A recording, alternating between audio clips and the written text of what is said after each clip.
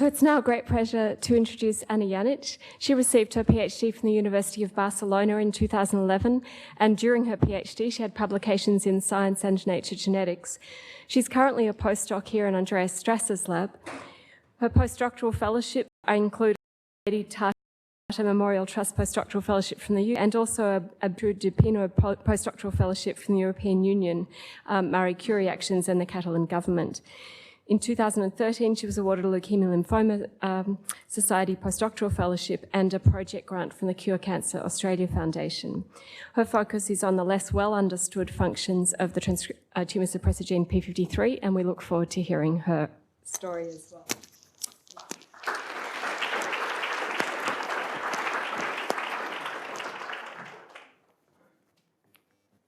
Thank you, Claire, for this wonderful introduction. And I would like to thank the organizing for giving me this very exciting opportunity to tell you today about our unpublished work about less understood. Oops. Oh? Sorry. Hmm? All right. Okay, so yeah. So I would like to start. Talking about p53 in tumor suppression, which will be based my talk. So p53 upon the stress in the stress situation, what is, for example, DNA damage or oncogene expression, gets activated and activates the three major effector processes that are apoptosis, cell cycle arrest, or cellular senescence. And in that way, what p53 does is to stop cells from further proliferation, genomic instability, and in that way prevents the tumor. From the literature, it is very well known that the p53-induced apoptosis gets, when p53 gets activated, activates the very important target, which is Puma, and to a lesser extent Noxa, which are inducing the p53-dependent apoptosis. The same applies to the p21 as an important p53 target, which induces the cell cycle G1 to S cell cycle arrest, and to some lesser extent cellular senescence, which the same applies for the PML and GAD45. So in the literature, there was always postulated that these three processes, apoptosis, cell cycle control, and senescence, are very important for the p53 tumor suppression. However, from the mouse models, has been shown that actually if we have the knockout mice that is deficient only for Puma and Noxa, that are important for p53 apoptosis, no spontaneous tumors are occurring in the 1 year of age. The same applies to the p21, that if the both processes, cell cycle arrest and senescence, that is regulating, we see that mouse never develops the tumor, and the spontaneous tumors, the same applies to the senescence regulated GAD45, PML, PTPRV, which is inducing the G1 arrest. Moreover, if we go further and we make the double knockout mouse, so these mouse that are completely deficient for the p53 inducing targets that are inducing p53 apoptosis, as you can see here, no spontaneous tumors are occurring, so they are completely overlapping with the wild type.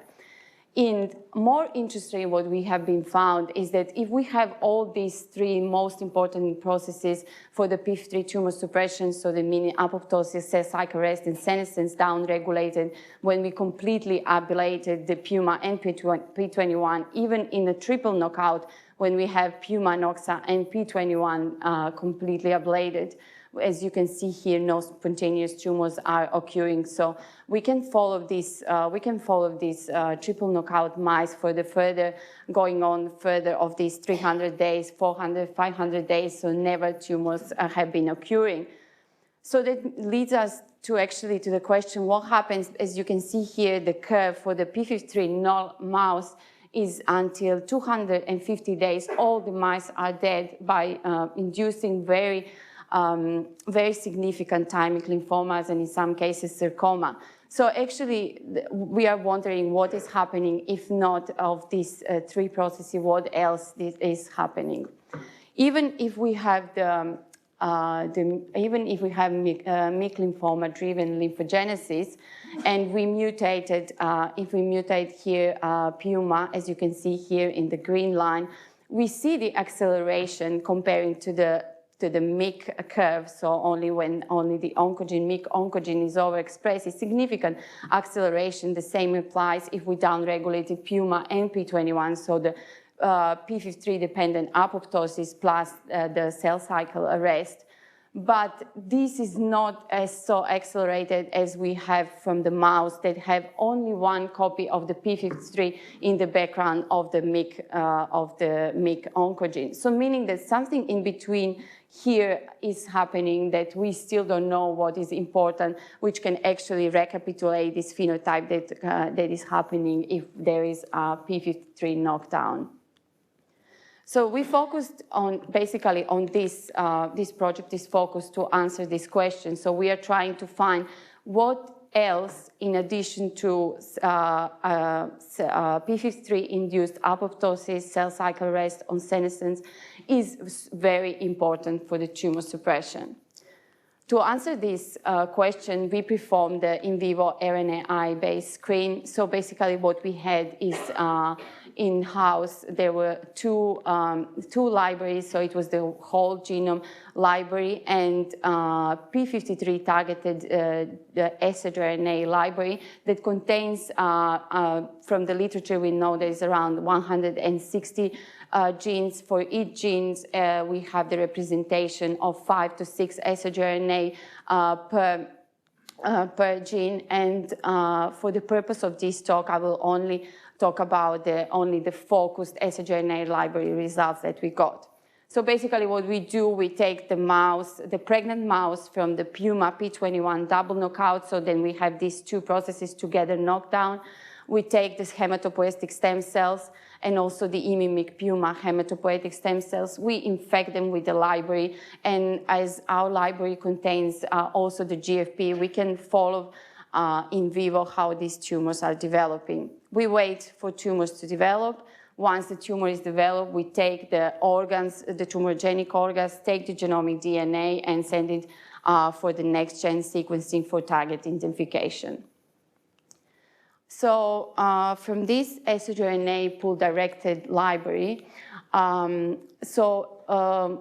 as you can see here, if we transfect the Puma P21 hematopoietic stem cells without negative control, which is just the control against the renilla luciferase, as you can see here, no tumors are occurring in the period of 1 year, so no spontaneous tumors. But however, with our positive control, which is just the sRNA against the p53 that were infected in the Puma P21 hematopoietic stem cells, we can recapitulate the phenotype that is happening actually with the p53 null mouse. So this mouse, by 300 days, all the mice have died from the time, mostly of the thymic lymphomas.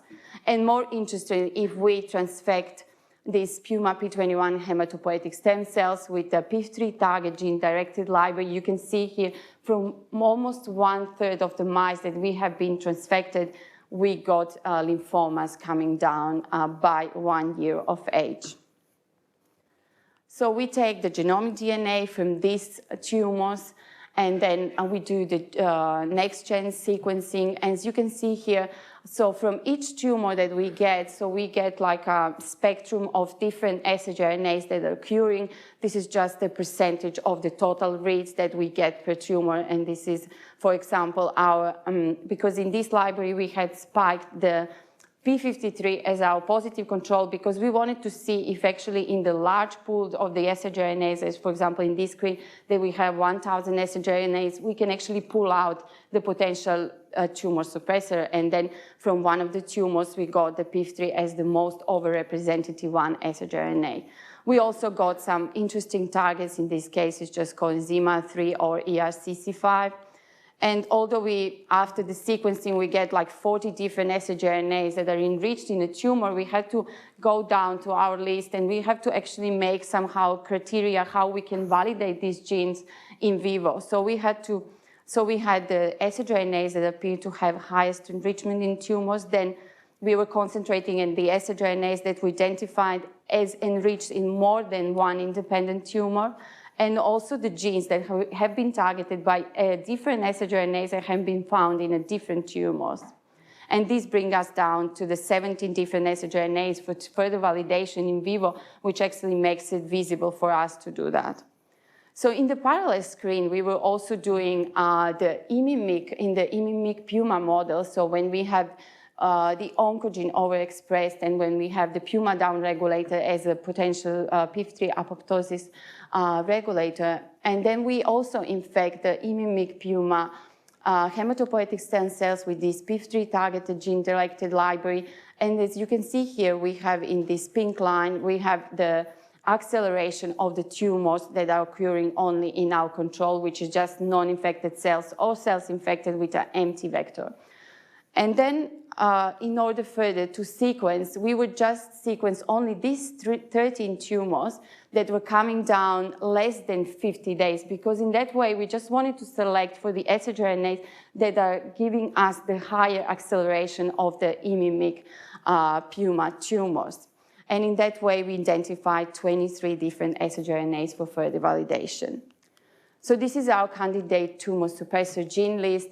As you can see here from these two screens, we have some that are only dependent for the Puma p21 screen. Some of them are only dependent for the Myc Puma screen. And also we found some overlapping ones. And just to see that one of the most overrepresentative target that we have found, for example, is TGF-alpha, CAV1, or retinoblastoma 1, or RFVD2, which is known as a COP1. They are also all very known to be a cell cycle regulator. Then we have the very important DNA damage regulator as MLH1, ERCC5, or MGMT. So to validate this list, basically what we did, we just take the sRNAs that have been identified as a single sRNA and put them back into the Puma p21 hematopoietic stem cells or Myc Puma hematopoietic cells and wait for tumors to develop. So this is just the single validation of each of the sRNAs that have been identified. As you can see here, so we have these 5 or 6 sRNAs that we have found to be highly overrepresentative in the screen, but we didn't get any tumors occurring. But however, if we downregulate the CRIP2 or ZIMA3 or CTSF, in around 10 to 50% of the mice that we have been infected with a single sRNAs against those genes in a Puma p21 model that we usually don't have any tumors, we have the tumor incidence coming down by the 1 year of age, but it doesn't accelerate in the Myc Puma model. If we go further on the validation, we have found TGF-alpha that have a slightly acceleration of the Myc Pumas, but have around the 40% of the mice that have been injected with these sRNAs gave tumor in the Puma p21 model. And our top hits from our screen were MLH1 and CAV1. As you can see here, this in the Myc Puma model, the medium latency of these sRNAs when we infect them in the Myc Puma hematopoietic stem cells. So you can see here the medium latency is around 30 to 40 days of survival, which actually recapitulates the phenotype that we get with a p53 null, so with a p53 sRNAs. And the tumors that are occurring in the Puma p21 are actually coming down very quickly, so they're around 100 days, these tumors are coming down. So we were answering the next question, and the next question was like, if these genes and these sRNAs that we have found to be important for the tumor suppressor, are they tumor suppressor by themselves, or they have to, or they need Puma and p21 together to get all these tumors occurring? So we transfected the potential tumor suppressor target genes that we have. We transfected them in the wild-type hematopoietic stem cells. And as you can see here, no tumors are occurring by 350 days for our already validated tumor target, so which actually leads us to the conclusions that these genes cannot work by themselves. So they need a Puma and P21, so apoptosis, cell cycle arrest, to be downregulated, and then in that way to give a tumor. Although we have found, as I already told you, that we have found, for example, CAV1, TGF-alpha that are important in cell proliferation, and also the MLH1 important in DNA damage. So the next experiments that we are doing, just to give you a flavor, because we are interested to know what is their function in the tumors that we get, because we usually get the B-cell lymphomas from our system. So we are doing the functional analysis as CAV1.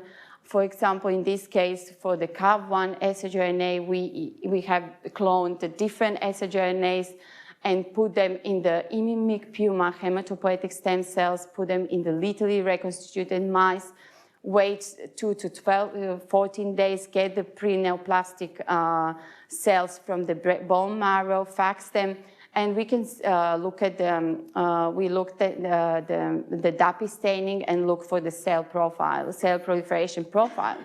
As you can see here from the results that we get from the pre-leukemic cells, from the pre-leukemic B cells, we can see that CAV1, 351 sgRNA highly accelerates the proliferation of the B cells when we have the overexpression of the Myc, but this doesn't happen with the second sgRNAs that we clone with CAV1, 955, which actually if we take the B cells from these pre-neoplastic B cells and put the Western blot against the CAV1, as you can see that probably the downregulation of the CAV1 is important actually for the cell proliferation of these pre-leukemic B cells. And more importantly, we were also interested, because these are all, we are studying the p53 pathway, so we were wondering if these genes are actually the p53 known targets. And what we do is we take the p53 null cells and we transfect them with sgRNAs, in this case with CAV1, 351. As you can see here, that CAV1 does not accelerate lymphoma development in the p53 model, which actually gives us insight that calveolin-1 is not working in parallel with p53, that probably is a downstream target of the p53 that is important for the tumor suppression. And this leads me to the last slide, which I wanted just to tell you that all this would be found from these sgRNA screens is that the p53 is such a potent tumor suppressor only precisely because of that can activate so diverse effector processes. As I could show you that, for example, the CAV1 and TGF-alpha or MLH1 or ZIMA3 or CTSF, they cannot work them by themselves as a tumor suppressor. So they need this apoptosis and cell cycle arrest and senescence to be downregulated in order to give tumors. And this leads me just to thank to the fantastic team from WEHI. We are all going together through this project with fantastic supervision under Andreas Strasser, also our collaborators and funding. And thank you for your attention.